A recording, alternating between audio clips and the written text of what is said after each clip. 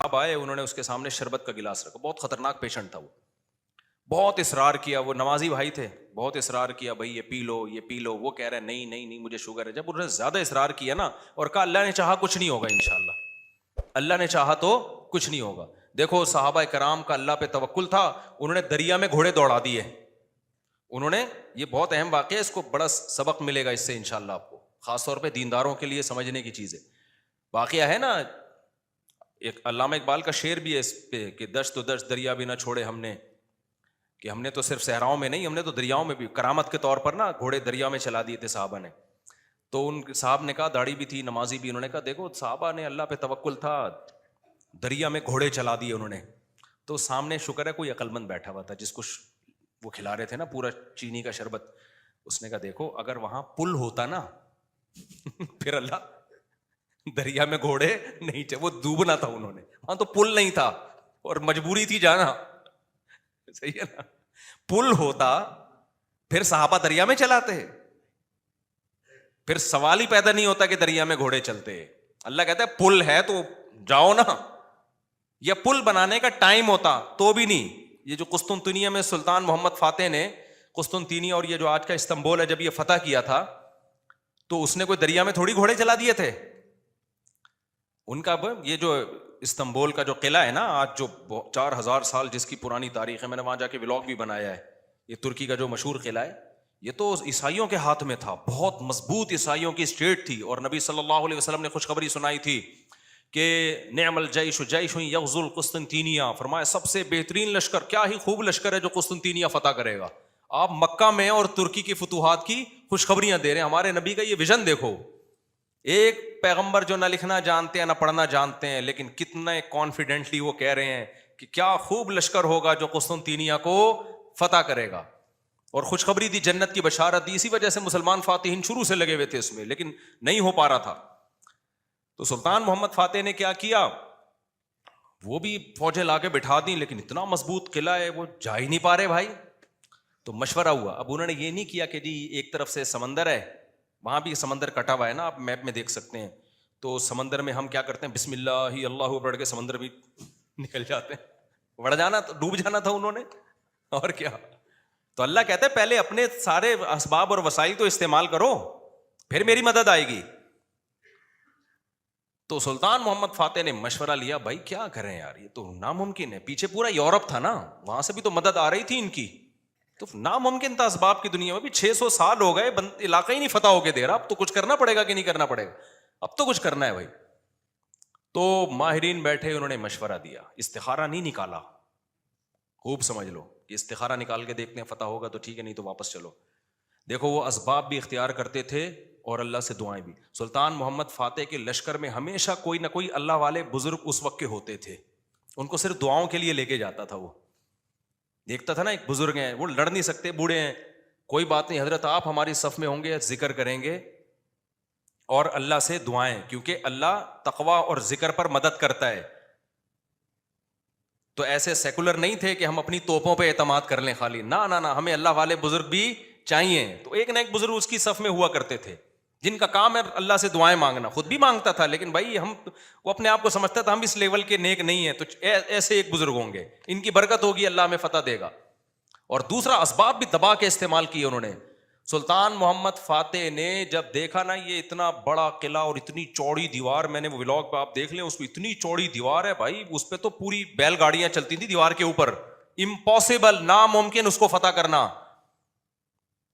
تو سلطان محمد فاتح نے بزرگ بھی رکھے اپنے پاس, اللہ اللہ بھی ہو, ذکر بھی ہو, اور پھر اپنے انجینئرز کو آرڈر دیا, دنیا کی سب سے بڑی توپ بنائی اس وقت اس قلعے کو فتح کرنے کے لیے, جس کو دیکھ کے آدمی, وہ توپ میں دیکھ کر آیا ہوں اس کا ڈیزائن, یا شاید وہی توپ رکھی ہوئی مجھے یاد نہیں ہے. اتنی بڑی توپ بنائی ہے نا, اس سے جو لوہے کا گولا نکلے گا تو دیوار میں کچھ ہلائے گا تھوڑا سا, وہ دیوار کچھ ایسے, جب 1000-2000 گولے نکلیں گے تو شاید دیوار میں کچھ دراڑ آ جائے. اتنی اسٹرگل کی اس نے, اور اتنے لوگ, ہم نے تو ترکی میں نا انہوں نے وہ بنایا ہوا ہے ایک آڈیٹوریم میں نا, وہاں پر ایک جیسے نہیں سیارہ گاہ ہمارے یہاں آپ کو ملتی ہے ادھر, پلانیٹوریم دیکھا ہوگا آپ نے, تو ایسے ہی انہوں نے وہ پوری تاریخ دکھاتے ہیں ویڈیو کی شکل میں, بڑا مزہ آتا ہے وہ دیکھنے میں, بڑا جوش پیدا ہوتا ہے یار, کیا خون خرابہ, اور ادھر سے گولے, پورا وہ منظر انہوں نے تاریخ کی کتابوں سے نکال کے اس کو فلمایا ہے. لیکن ایسے نہیں کہ پروجیکٹر پہ, بلکہ آپ جائیں گے نا تو آپ کو ایسا لگے گا آپ وہاں 3D میں آپ سمجھ لیں, آپ کو لگے گا آپ وہاں پہنچ چکے ہیں. وہ ایسا چیخیں نکلتی ہیں یار وہ منظر دیکھ کے, ایسے تھوڑی پیڑے کھائے ہیں مسلمانوں نے یار, پوری دنیا پہ حکومتیں کی ہیں, آج بیٹھے ہیں وزیر اعظم بن نہیں رہا, صحیح ہے نا. بہت محنتیں کی ہیں مسلمانوں کا ماضی بڑا خدا کی قسم شاندار تھا. میں بار بار کہتا ہوں نا, ایک گورے کی ویڈیو بھی میرے موبائل میں پڑی ہوئی ہے, وہ لندن میں یا امریکہ میں بھول گیا, یونیورسٹی میں وہ گورا لیکچر دے رہا ہے, ابھی میرے موبائل میں ویڈیو پڑی ہوئی ہے, وہ گورا لیکچر دے رہا ہے, گورا کہہ رہا ہے تو وہ کالا, لیکن گورا اس سینس میں کہہ رہا ہوں کہ امریکن ہے, اس سینس میں کہہ رہا ہوں, یا تو میرا خیال ہے امریکن ہے, یو کے کا نہیں ہے, وہ ان کا جو لب و لہجہ ہے نا وہ امریکن لب و لہجہ.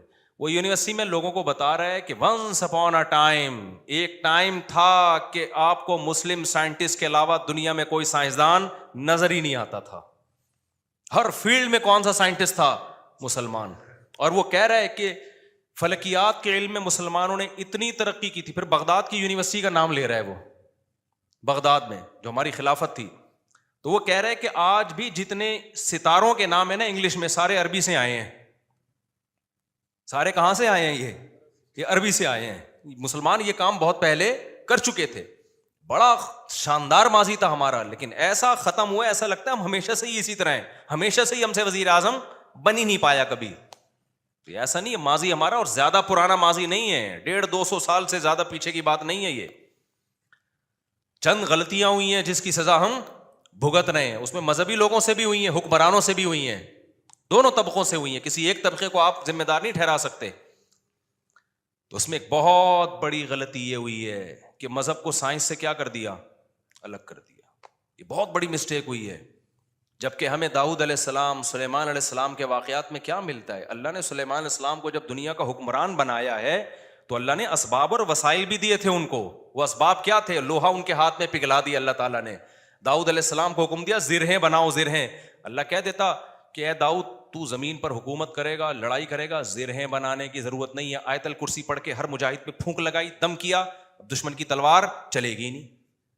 یہی چل رہا ہے نا آج کل, داماد انسان کا بچہ نہیں بن رہا, آیت الکرسی پڑھ کے پھونکو اور اس کو جو ہے وہ تعویذ کرا دو تو ٹھیک ہو جائے گا. پوری 10-10 سال دامادوں کے ٹھیک کرنے میں بیٹیوں کی زندگیاں تباہ کر دیں. قرآن کیا کہتا ہے, ان خفتم اللہ یقیما حدود اللہ, حدود اللہ پہ قائم نہیں رہ سکتے بھائی, خلا لینے کی کوشش کرو اس پاگل سے. 2-3 موقع دے دیے ٹھیک ہونے کے, ہو گیا ٹھیک ہے, نہیں تو اگر برائی اس قابل ہے کہ برداشت کے قابل ہے تو برداشت کرو, بلا وجہ گھر نہیں توڑنا چاہیے. بالکل برداشت کے قابل نہیں ہے, جان چھڑاؤ بھائی اس آدمی سے. نہ میں نہ جانتا ہوں نا ایسے لوگوں کو, 30 سال ہو گئے کہ نہیں جی اللہ کے ہاتھ میں دل ہیں, اللہ جب چاہے گا میرے داماد کا دل چینج کر دے گا. اس امید پہ 30 سال گزار دیے اور بیٹی پاگل ہو گئی. میں نے کہا 30 سال کے بعد آپ آ رہے ہو کہ خلا لینا ہے. کہہ رہے ہیں بھائی وہ اللہ کے ہاتھ میں دل ہے. تو میں نے کہا اللہ کے ہاتھ میں ہے, لیکن اللہ نے کہا کہ میں گھماؤں گا. ہم کب کہہ رہے ہیں کہ اللہ کے ہاتھ میں نہیں ہے؟ اگر ہمیں پتا ہوتا کہ اگلے سال اللہ آپ کے داماد کو ٹھیک کر دیتا, میں کہتا چلو 1 سال اور انتظار کر لو. اللہ کے ہاتھ میں ہے, لیکن گھمائے گا کہ نہیں گھمائے گا یہ اللہ نے نہیں بتایا. بلکہ اللہ نے جو بتایا ہے, انک لا تہدی من احببت, آپ اس کو ہدایت نہیں دے سکتے جس سے آپ محبت کرتے ہو. یہ تو حضرت ابو طالب کے بارے میں نازل ہوئی ہے کہ نبی کے چچا ایمان نہیں لائے تو نبی غمزدہ تھے. اللہ نے فرمایا کہ آپ جس سے محبت ہے ہدایت نہیں ملے گی, اس کو ملے گی جس کو اللہ چاہے گا. اور چاہے گا کس کو؟ جو خود چاہے گا. یہ بھی قرآن کہتا ہے جو خود چاہے گا اسی کو ملے گی, جو خود نہیں چاہے گا تو بھائی چاہے نبی کا چچا بھی ہو نہیں ملے گی. تو میں نے کہا بھائی نبی کے چچا کو نہیں ملی ہدایت, آپ کے داماد آپ کے نبی سے بھی آگے ہو, تو ہم تو گراؤنڈ ریئلٹی کو دیکھ کر فیصلہ کریں گے. 1 سال بہت ہوتا ہے کسی کو تجربے میں. اب انسان کا بچہ نہیں بن رہا, نہ نان نفقہ دے رہا ہے, وہ بے تحاشا مارتا پیٹتا ہے, ٹارچر ذہنی کر کے اس کو بیچاری کی زندگی بیڑا غرق ہو گیا اس. میں نے کہا خود ہی مر جائے گا, تھوڑے دنوں میں خلا کے تکلف کی ضرورت کیا ہے, طلاق لینے کی کیا ضرورت ہے اس سے. اسلام جو ہے نا وہ دقیانوسی نہیں سکھاتا میرے بھائی. مسلمانوں نے ایسے ہی نہیں دنیا پہ حکومتیں کر لی ہیں. داؤد علیہ السلام کو اللہ نے, داؤد علیہ السلام, قرآن کہتا ہے نا پوری دنیا پہ داؤد علیہ السلام نے, پوری دنیا نہ بھی ہو, دنیا کے ایک بہت بڑے حصے پر جو حکومت کی ہے, تو قرآن کیا بتاتا ہے کیسے کی حکومت. کیسے کی حکومت؟ پھونکے لگا لگا کے کی. قرآن ان کی عبادت کا بھی تذکرہ کرتا ہے. دن میں روزہ رکھتے تھے, راتوں کو تہجد پڑھتے تھے, اس کا بھی تذکرہ کرتا ہے. یہ بھی ضروری ہے, ورنہ ایک سیکولر فوج میں, مجاہدین میں اور ایک مذہبی لوگوں میں کوئی فرق نہیں رہے گا. اللہ کہتے ہیں جب تم اللہ کی راہ میں لڑو گے کثرت سے اللہ کا ذکر کرو, کیونکہ تم لڑ رہے ہو اللہ کی مدد پہ, تو اللہ کو یاد بھی تو رکھو نا. لیکن ساتھ ساتھ اسباب اور وسائل بھی خاندانی طریقے سے استعمال کرنے ہیں. تو اللہ نے داؤد علیہ السلام کو کیا کہا؟ زرہیں بنائے لوہے کی. اور کیسے کہا؟ یہ بھی نہیں کہا کہ بنا دیں بس, باقی میں خود ہی جوڑ دوں گا. قدر فی السرد, ان کی لڑیاں جوڑنے میں بھی اندازوں سے جوڑیں کہ کیسے اس اندازے کا مطلب کیا ہے. کیونکہ جب زرہیں بنائی جاتی ہیں نا, لوہے کے لباس جو جنگ میں استعمال ہوتے ہیں, تو ظاہر ہے جس فوجی کے لیے, جس مجاہد کے لیے بنوائی جا رہی ہیں, اس کو لیٹنا بھی ہوگا, اس کو بیٹھنا بھی ہوگا, اس کو گھوڑے پہ چھلانگ لگا کے بیٹھنا بھی ہے, تو وہ موویبل ہوں, وہ مڑ سکیں آسانی سے. تو اس کے لیے بہت ٹیکنیکل طریقے سے اس کو ایڈجسٹ کرنا ہے. تو قدر کا مطلب اس کی ایڈجسٹمنٹ بڑی خاندانی ہونی چاہیے. نہیں آئی میرا خیال ہے بات سمجھ میں؟ یہ بھی نہیں کہا کہ اللہ میاں نے کہ زرہیں بنانے رسی سے جوڑ لینا. یہ ایک تار نہیں ہوتی جو الیکٹریشین کے پاس ہوتی ہے, یہ والی تار سے یوں کرنا. ہمارے یہاں جگاڑو کام ہو رہے ہوتے ہیں کہ نہیں ہو رہے؟ جاپان میں جگاڑو کام نہیں ہوتے. ہمارے ہر کام کیا ہے؟ کمپیوٹر کو بھی ٹھنڈا کر رہے ہیں پنکھے پہ نا آگے. میں نے نیٹ پہ ایک ویڈیو دیکھی ہے, سسٹم کو ٹھنڈا کرنے کے لیے ایک الگ سے پنکھا چلایا ہوا ہے جو کمپیوٹر کو کم اور آپ کو زیادہ ٹھنڈا کر رہا ہے. منہ پہ ہوا آ رہی ہے ڈائریکٹ اس کی. خیر, تو قدر فی السرد, مینجمنٹ اسلام کا ایک حکم ہے. صفوں کو سیدھا کرنے کا حکم ہے یا نہیں ہے؟ اللہ میاں کہتے ہیں نماز پڑھنے آؤ, تھوڑے بہت آگے پیچھے ہو گئے کوئی مسئلہ نہیں ہے یار, قبول کرنے والا کون ہے؟ اللہ ہے, کر لے گا. نا اتنی بھائی جب کھڑے ہو سیدھے تو پھر سیدھے ہونے چاہیے. ذرا سا بھی پیٹ آگے نکلا ہوا نہ ہو, سینہ آگے نکلا ہوا نہ ہو. نبی صلی اللہ علیہ وسلم اقامت کے بعد کیسے صفوں کو سیدھا کرتے تھے؟ مینجمنٹ آج دیندار لوگوں میں ختم, سارے باتیں الٹی ہو رہی ہیں, اللاجیکل باتیں کروا لو. کورونا میں تو دماغ پی گئے تھے لوگ ہمارا. کووڈ پہ ہم نے کہا نا, ڈاکٹر کہہ رہے فاصلہ رکھو تو رکھ لو فاصلہ. ہر آدمی بھائی توکل کے چکر میں کورونا والا آدمی منہ پہ جا کے چھینک رہا ہے لوگوں کے. یہ کون سا اسلام ہے بھائی؟ خیر, تو وہ اس کی بات بڑی پیاری تھی نا. میں داؤد علیہ السلام کا بتا رہا تھا نا کیسے زرہیں بنائی انہوں نے اور کتنی پاورفل حکومت, پھر فوج تیار کی ہے. پھر سلیمان علیہ السلام کو آپ دیکھ لو, ان کا تخت تھا, ہیرے جواہرات تھے, اور کیسا تاج تھا ان کا, یہ بھی بھرم کے لیے. تو اس میں ہمیں یہ بھی ملتا ہے کہ اگر بھرم ڈالنے کے لیے آپ کو اچھی ڈریسنگ کرنی پڑے اور خاندانی لائف اسٹائل ہو تاکہ سامنے والے پہ بھرم اچھے پڑیں, تو یہ بھی شریعت کا حکم ہے. جیسے حضرت معاویہ رضی اللہ تعالیٰ عنہ کا بڑا شاہانہ لباس تھا, تو کسی نے حضرت عمر کو شکایت لگائی کہ یہ گورنر بنے اور اتنا بہترین خوبصورت لباس پہن کے چلتے ہیں پھرتے ہیں, یہ تو دنیا سے محبت کی علامت ہے.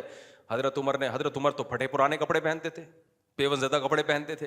تو حضرت عمر نے خط لکھا, بھائی یہ کیا شکایت ہے؟ حضرت معاویہ نے فرمایا یا رسول اللہ, میں جن لوگوں پہ حکومت کر رہا ہوں, یا امیر المومنین, میں جن لوگوں پہ حکومت کر رہا ہوں نا, ان کی نظر میں, میں مفہوم بیان کر رہا ہوں, ان کی نظر میں لباس کی بڑی ویلیو ہے.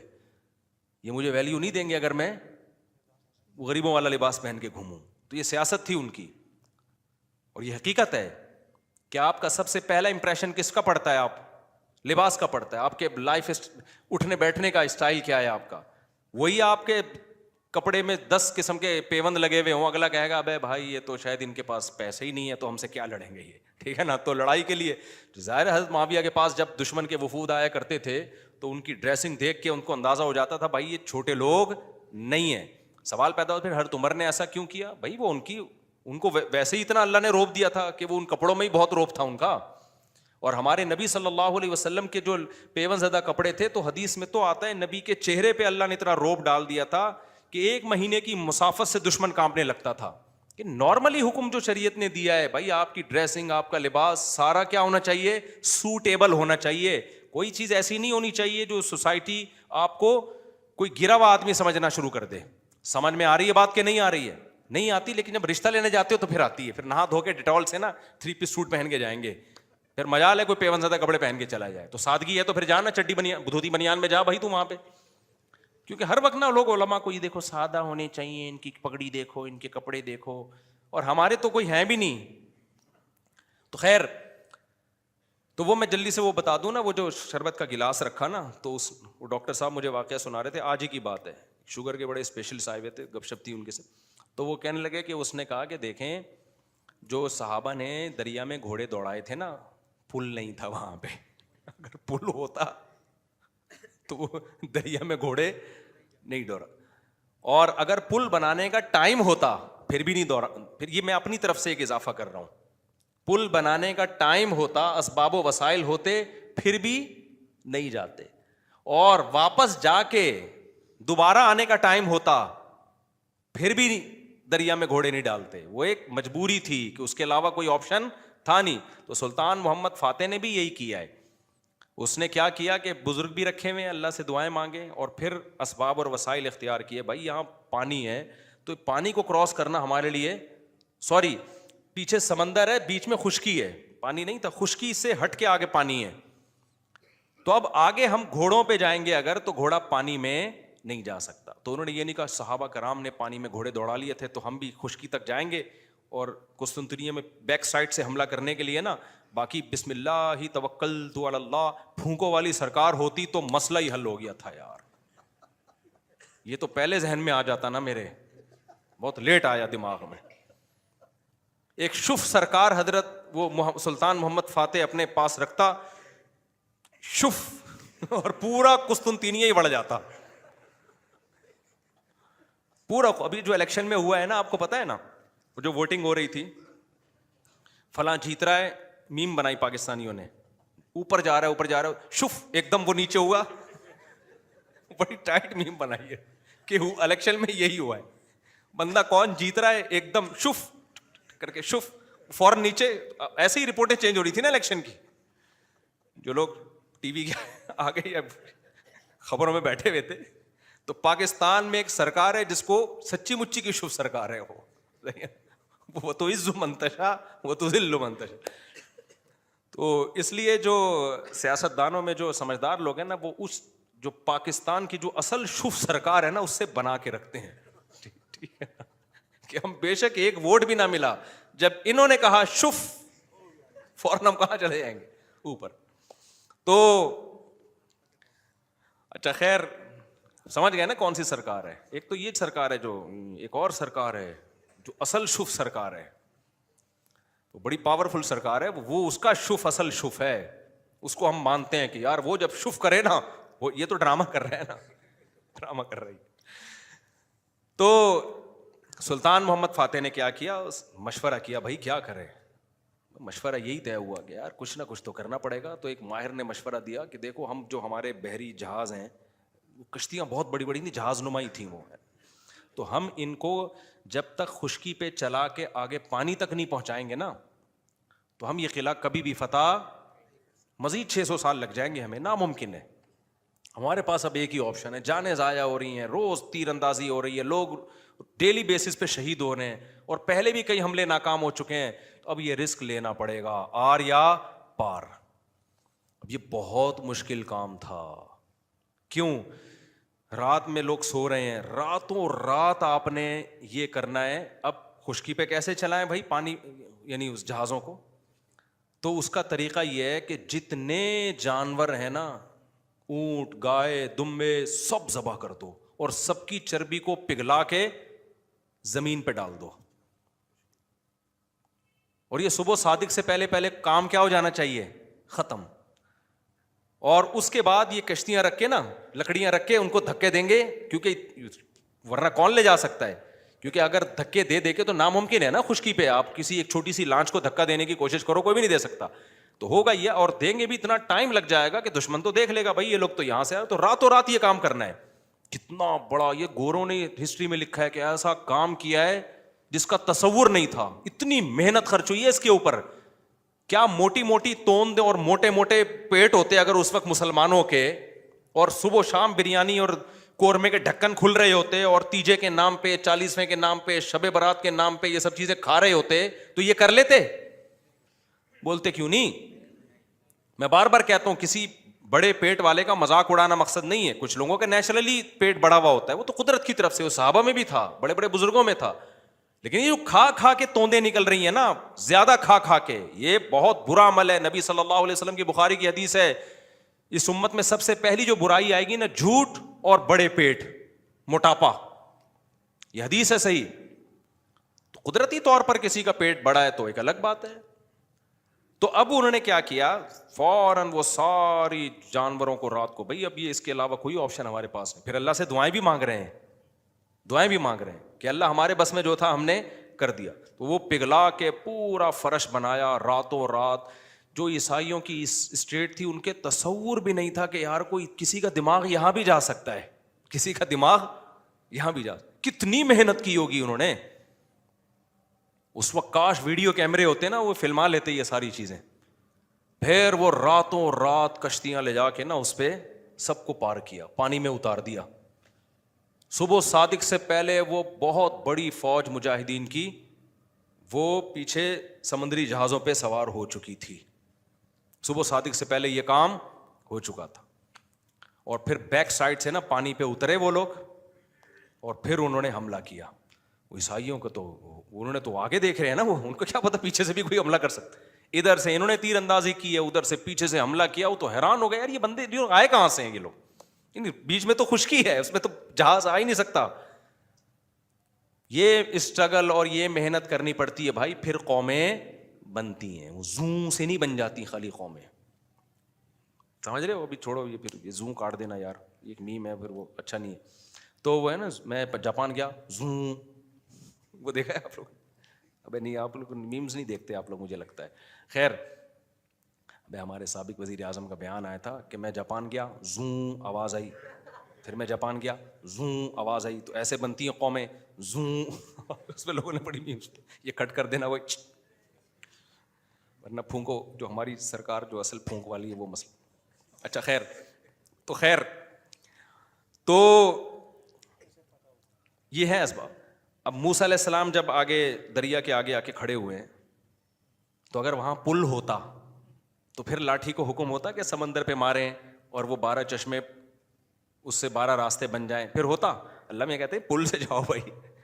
یا واپسی کا آپشن بھی اگر ہوتا نا کہ بھائی فرعون پیچھے سے آ رہا ہے, آگے راستہ نہیں ہے, تو یہ والا راستہ یہاں سے, تو بھی یہ نہ ہوتا, یہ والے راستے سے جائیں.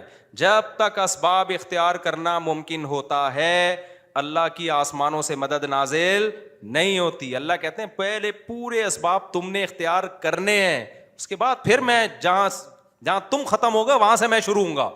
ہم لوگ کچھ کرنے سے پہلے ہی ڈائریکٹ کہاں استخاروں پہ چلے جاتے ہیں, ڈائریکٹ. تو اس میں ایک بات خوب یہ بھی اچھی طرح سمجھ لو کہ آج کل نا, ایک تو لوگوں میں توکل ویسے ہی نہیں ہے, اللہ پہ اعتماد نہیں ہے, اور پیسوں کے پیچھے بھاگتے رہتے ہیں. لیکن کچھ لوگوں میں غیر ضروری توکل بھی آ جاتا ہے.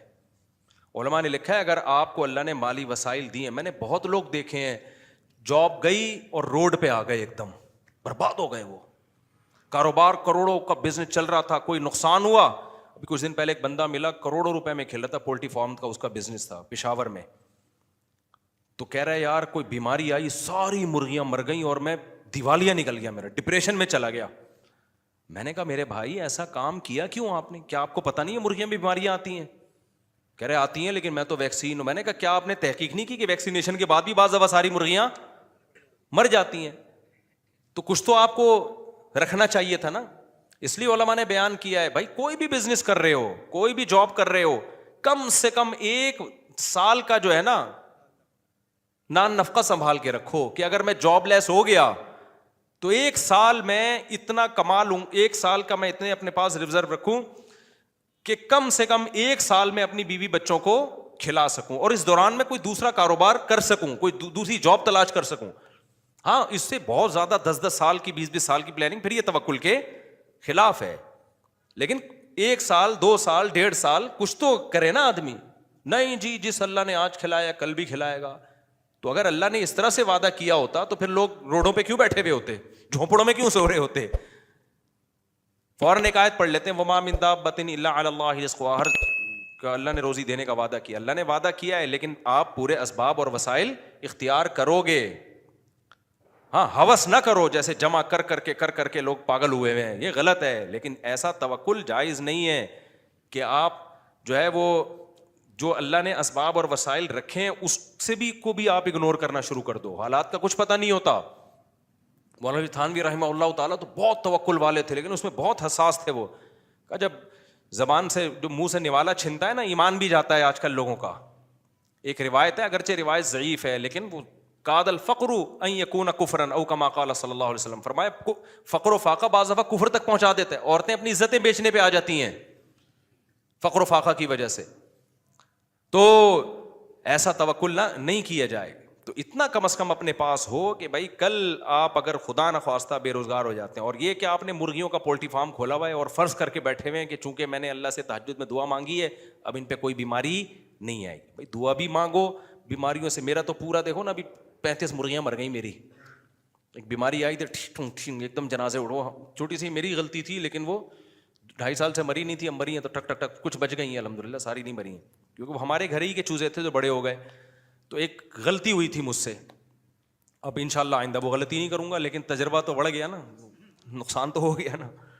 تو اللہ پہ اعتماد اور توکل اس کا ایک مطلب ہے جو شریعت نے بتایا ہے. تو وہ شوگر کے پیشنٹ نے بڑی اچھی بات کی, اس نے کہا حضرت جو گھوڑے دوڑائے تھے نا صحابہ کرام نے, وہ پل نہیں تھا وہاں پہ, اس وجہ سے مجبوراً دوڑا لیے تھے.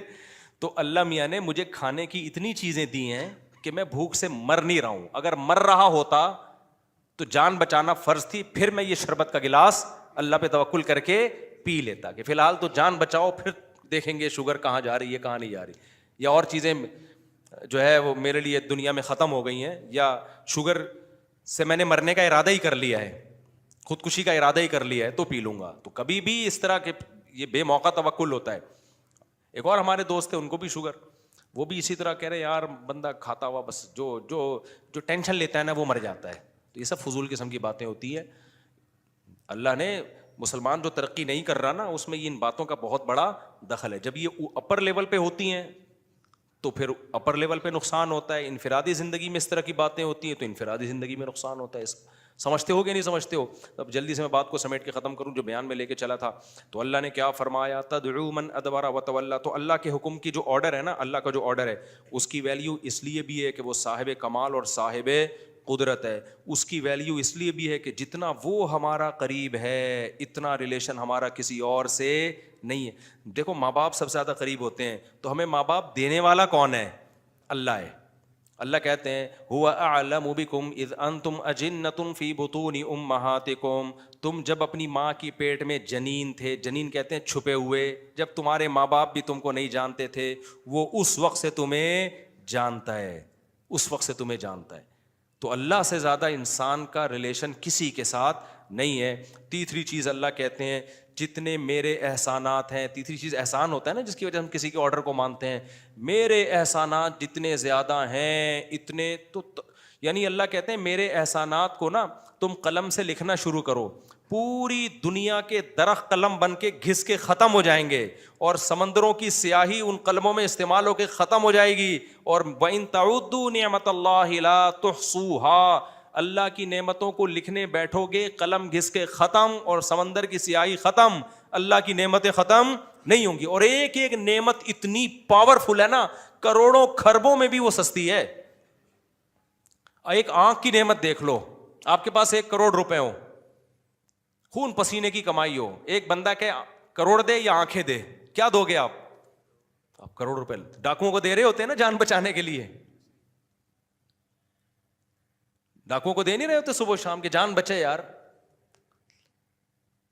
آنکھوں کی نعمت ہے, سننے کی نعمت ہے, چکھنے کی نعمت ہے, ہر نعمت اتنی قیمتی نعمتیں, ایک ایک نعمت جو اللہ نے انسان کو اس کی باڈی میں جو نعمتیں لگا دی ہیں اتنی قیمتی نعمتیں ہیں. تو یہ اللہ کے احسانات ہیں.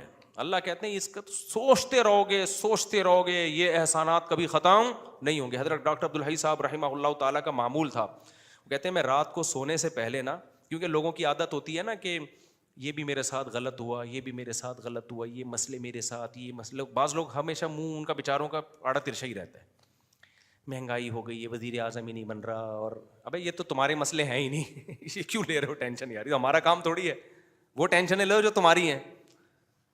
تو یہ بھی نہیں ہو رہا ہے, یہ بھی نہیں ہو رہا, صبح شام. تو حضرت مولانا شفیق تھانوی رحمہ اللہ کو کسی بزرگ نے انہوں نے خط لکھا کہ حضرت یہ بھی میرے ساتھ مسئلہ ہے, یہ بھی مسئلہ ہے, یہ بھی مسئلہ ہے. تو حضرت حکیم الامت چونکہ مصلح تھے نا, پیر و مرشد, پہلے پیر و مرشد ایسے ہوتے تھے, انہوں نے پورے خط کے آخر میں ایک جواب لکھا کہ افسوس کے شکر کا جملہ ایک بھی نہیں لکھا, سارے مسئلے ہی بتائے ہیں. تو سمجھ گیا کہ بھائی تربیت نہیں ہو رہی ہے, تربیت ہو گئی ہوتی تو کیا بتا رہے ہوتے, حضرت یہ بھی ٹھیک, وہ بھی ٹھیک, یہ بھی ٹھیک, ٹھیک ہے نا. تو خیر وہ تو پھر تربیت ہوئی ان کی الحمدللہ, بڑے بزرگ بنے وہ. تو وہ فرماتے تھے کہ میں جب رات کو سونے سے پہلے میں کیا کرتا ہوں, دیکھتا ہوں, یہ نہیں دیکھتا کہ کیا کیا غلط ہے, یہ دیکھتا ہوں کیا کیا ٹھیک ہے. تو میں دیکھتا ہوں الحمدللہ گھر والے صحت مند ہیں, بچے میرے ماشاءاللہ سارے زندہ ہیں اور صحت مند ہیں, کوئی چھوٹی موٹی بیماری ہے لیکن خطرناک نہیں ہے. اللہ کا شکر ہے کل گھر میں گھر کا راشن کل کا کم از کم ہے, ناشتے کا بھی, دوپہر کھانے کا بھی, رات کھانے کا بھی. اللہ کا شکر سونے کی جگہ بھی ہے. بہت سے لوگوں کے پاس رات کو سر چھپانے کی جگہ نہیں ہے. بہت سے لوگوں کو ایسی خطرناک بیماریاں لگی ہوئی ہیں, بڑے بڑے 1000 گز کے بنگلوں میں ایئر کنڈیشن روم میں سو رہے ہیں. کینسر ہے خطرناک, کوئی ٹی بی ہوئی ہوئی ہے, کوئی ایسی ڈینجرس بیماری ہوئی ہوئی ہے, ہم ان سے کروڑا گنا اچھے ہیں. تو ہر چیز میں نا اللہ کا شکر, اللہ کا شکر, یہ نعمت, یہ نعمت, یہ نعمت. اس سے کیا ہوتا ہے, دل میں اللہ کی محبت پیدا ہوتی. پانی مل رہا ہے, کھانا مل رہا ہے, کتنی نعمتیں. اور سب سے بڑی نعمت ایمان, ہم اس اللہ کو پہچانتے بھی ہیں جس نے ہمیں پیدا کیا. تو اس طرح سے نا سوچنا چاہیے ہمیں بھی. جب پانی بھی پیو نا, حدیث میں آتا ہے اللہ بندے سے خوش ہو جاتا ہے جب وہ الحمدللہ کہتا ہے آخر میں, کافر نہیں کہتا. آپ کسی سیکولر, آج کو مسلمانوں میں بھی کافروں جیسے بہت ہو گئے ہیں, آپ بولو نا الحمدللہ بولو تو غصہ کرے گا آپ کے اوپر. ہے کسی مولویوں کے پاس سے لگ رہا ہے بیٹھ کے آ رہا ہے, مولویوں کے پاس سے بیٹھ کے آ رہا ہے, بھائی سبحان اللہ الحمدللہ مولویوں کی باتیں. بھائی مولویوں کی تھوڑی ہے یار, یہ جس نے تمہیں دیا ہے آسمان سے برساتا ہے تمہارے لیے. پھر کہتا ہے اللہ کہتے ہیں کہ فَسَلَكَهُ يَنَابِيعَ فِي الْأَرْضِ, زمین کے سوتوں میں داخل کرتا ہوں. أَرَأَيْتُمْ إِنْ أَصْبَحَ مَاؤُكُمْ غَوْرًا, بتاؤ یہ پانی اور نیچے چلا جائے تو کون ہے جو نکال کے لائے گا. پانی ایک سطح تک نیچے جاتا ہے, پیٹرول والی سطح پہ نہیں پہنچتا پانی. اللہ نے ایک نظام بنایا ہوا ہے, بھائی یہاں تک جائے گا, اس سے زیادہ نیچے, ورنہ کون سی چیز ہے جس کو نیچے جانے سے روک رہی ہے, اور نیچے چلا جاتا. پھر پیٹرول والی کمپنیوں کو آرڈر دیتے کہ نکالیں پانی. ایک ایک نعمت, یہ پانی پیا کرو, سوچا کرو بھائی یہ کہاں سے آ رہا ہے. فلٹر کا پانی بھی تو کہیں نہ کہیں سے آ رہا ہوتا ہے نا جو ہم پی رہے ہوتے ہیں. تو ایک ایک نعمت, تو ہر نعمت پہ انسان کو سوچنا چاہیے. پھر فوراً دل سے آواز نکلنی چاہیے, اللہ تو نے اتنے احسانات کیے, تو اے اللہ اب میں تیری نافرمانی نہیں کر سکتا. ایک احسان یہ کر لے کہ اپنی نافرمانی سے بچا لے, کیونکہ اب اللہ کے حکم کو توڑنا چھوٹا جرم نہیں ہے. اسی کو یہ جو میں نے آیت پڑھی ہے, تدعو من ادبر وتولی, جو ایسا رب, میں نے بتایا تھا نا ریلیشن, محبت اور قوت. بعض دفعہ ریلیشن نہیں ہوتا, صرف محبت ہوتی ہے, بعض دفعہ صرف قوت ہوتی ہے. اللہ میں تینوں چیزیں جمع ہیں, اور علی وجہ الکمال جمع ہیں تینوں چیزیں. محبت بھی ہے, ریلیشن بھی, اور طاقت بھی, ایک ہی ذات میں. اور ایسی طاقت جو کسی میں نہیں, ایسا ریلیشن جو کسی میں نہیں, ایسے احسانات جو کسی میں نہیں. تو پھر بھائی اللہ جب کسی بات کا آرڈر دے گا نا, وہ کہہ رہا ہے نماز پڑھو, تو پھر آپ کو پڑھنی پڑے گی. وہ کہہ رہا ہے زنا کے قریب مت جاؤ, تو اب آپ کو قریب جانے کی اجازت نہیں ہے. وہ کہے گا بوڑھے ماں باپ کے سامنے اف نہ کرو, تو اف کرنے کی اجازت نہیں ہے. وہ اگر کہہ رہا ہے کہ سود مت کھاؤ, تو کھانے کی اجازت نہیں ہے. وہ اگر کہہ رہا ہے کہ نظر کی حفاظت کرو, تو حفاظت کرنی پڑے گی. سمجھتے ہو کہ نہیں سمجھتے؟ تو سب سے پہلے تو نماز ہے, وہی انسان وہی سیدھی نہیں ہو رہی, آج وہی سیدھی نہیں ہو رہی. تو یہ سارے کام کرنے پڑیں گے, یہ آپشنل نہیں ہے, اور یہ چھوٹا جرم نہیں ہے. اسی کو اللہ نے کہا تدعو, یہ اس کو بلائے گی جو اللہ کے حکام سے منہ موڑے گا. تو اس لیے اللہ کا دعویٰ برحق ہے. عقل مند لوگ اس دعوے کو مان لیتے ہیں اور اللہ کے حکم کو پورا کرنا شروع کر دیتے ہیں. کہیں کوتاہی ہو تو اللہ کہتے ہیں میں غفور رحیم ہوں, توبہ کرو. ایسا نہیں ہو کہ بس ذرا سی غلطی ہوئی پکڑ کے جہنم میں پھینک دوں گا, نہ, توبہ کا موقع دیتا ہوں, توبہ کرو. تو اور کیا رہ گیا بھائی, اب کیوں نہیں شریعت پہ چلے انسان ہے بھائی؟ جب وہ کہہ رہا ہے کہ آنے کی کوشش کرو, سیدھے راستے پر آؤ, غلطی ہو رہی ہے معافی مانگو. اور اللہ کو معاف کرنا کیا ہے, پسند ہے. معاف کرنا بھی اس کو اچھا لگتا ہے کہ چلو غلطی ہوئی ہے تو بھاگو تو نہیں نا مجھ سے, صحیح ہے نا, غلطی ہو گئی ہے, آدم علیہ السلام سے ہو گئی تھی, توبہ کی نا, روئے اللہ کے سامنے, تو تم سے ہو جائے تم بھی رو دو. رونا نہیں آتا, رونا اختیار میں نہیں ہے, سوائے ابھی میں نام لینے والا تھا کہ وہ بعض ایکٹر ایسے ہیں جب چاہیں رو لیتے ہیں بیٹھ کے, ہیں مذہبی لیکن ایکٹر ٹائپ کے ہیں وہ. خیر, تو اللہ کہتے ہیں رونا نہیں آتا نا, رونے جیسی صورت بنا لو تو بھی کیا کر لوں گا. تو اب کیا رہ گیا بھائی, کہاں اسلام اب مشکل کہاں سے رہ گیا. تو رونا آ جائے ٹھیک ہے, نہیں آیا اللہ کہہ رہے رونے والی شکل بنا لو جیسے رو رہے ہو, بس کافی ہے, یہ بھی مان لوں گا. پھر بھی اگر کوئی ڈھیٹ کا بچہ نہیں آ رہا نا تو پھر قرآن کہتا ہے انلزمکموها وانتم لها کارہون, تم جہنم میں چھلانگ لگانا چاہتے ہو, میں زبردستی گھسیٹ لوں, ایسا ممکن نہیں ہے. پھر جہنم خالی ہو جائے گی. اللہ نے جہنم بنائی ہے خالی رکھنے کے لیے نہیں بلکہ بھرنے کے لیے. اللہ ہم سب کو جہنم کی آگ سے محفوظ رکھے.